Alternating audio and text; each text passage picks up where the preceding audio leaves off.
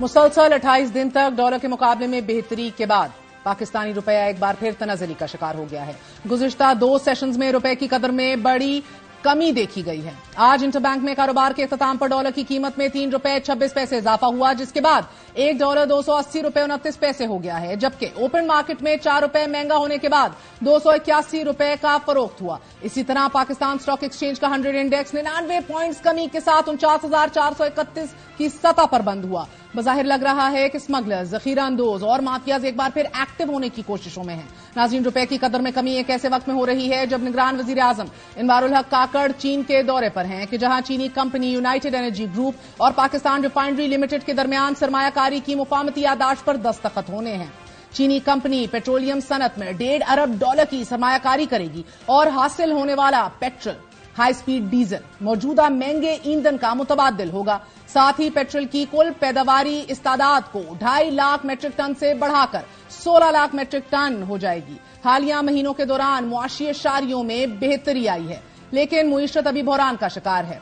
एक जानिब बिजली के बाद गैस का सर्कुलर डेट बढ़ रहा है, तो दूसरी तरफ रियासती मलकीती इदारों को चलाने में मुश्किल पेश आ रही है। गुज़िश्ता 48 घंटों के दौरान PIA की कम अज कम 48 फ्लाइट्स मनसूख हो चुकी हैं। फ्लाइट्स मनसूख होने की वजह पाकिस्तान स्टेट ऑयल की तरफ से PIA को ईंधन न देना है। तफसीलात के मुताबिक गुज़िश्ता रोज PIA और PSO के दरमियान मुज़ाकरात कामयाब होने के बाद यह फैसला हुआ कि रोजाना की बुनियाद पर फ्लाइट शेड्यूल के मुताबिक फ्यूल उनको फराहम कर दिया जाएगा, लेकिन आज के लिए 12 करोड़ 50 लाख रुपए की अदायगी की गई कि 13 परवाजों को फ्यूल दिया जा सके, लेकिन इसके बावजूद फ्लाइट्स मनसूख ही रहीं। इस वक्त PIA को सबसे बड़ा मसला कैश फ्लो का है, यानी कि PIA ने PSO के पैसे देने हैं और दीगर इदारों ने PIA को अदायगियां करनी है। मिसाल के तौर पर वजारत मजहबी अमूर ने अभी तक रवां साल हज ऑपरेशंस में टिकटों की मद में 550 मिलियन रुपए की अदायगी नहीं की।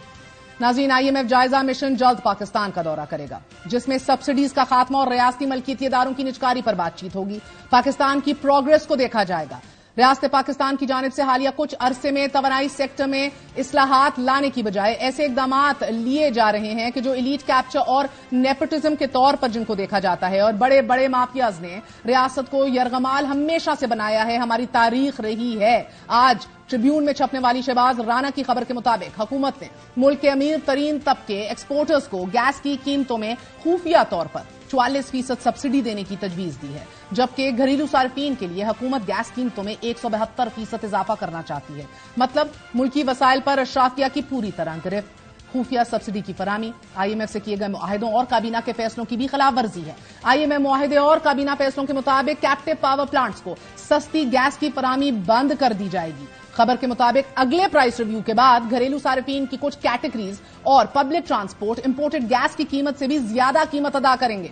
सनती सार्फिन और सीमेंट मैन्युफैक्चरर्स के लिए गैस की कीमतें कैप्टिव पावर प्लांट्स के मुकाबले में दुगनी करने की तजवीज की गई है। साथ ही पाकिस्तान की 2 बड़ी डिस्ट्रीब्यूशन कंपनी सुई नॉर्दर्न गैस पाइपलाइन लिमिटेड और सुई सदर्न गैस कंपनी लिमिटेड दिवालिया होने के करीब है। इनको दिवालियापन से बचाने के लिए तमाम कैटेगरीज की कीमतों का सिर-ए-नौ तयन भी जरूरी है। गैस सेक्टर का गर्दिशी कर्जा 2.1 खरब रुपए तक पहुंच चुका है, और अगर कीमतों को बढ़ाया गया तो गैस का सर्कुलर डेट 395 अरब रुपए हो जाएगा। इसके अलावा हुकूमत ने यह भी फैसला किया है कि नॉन एक्सपोर्ट इंडस्ट्री के लिए गैस टैरिफ का यकसा निजाम भी मुतारिफ करवाया जाएगा।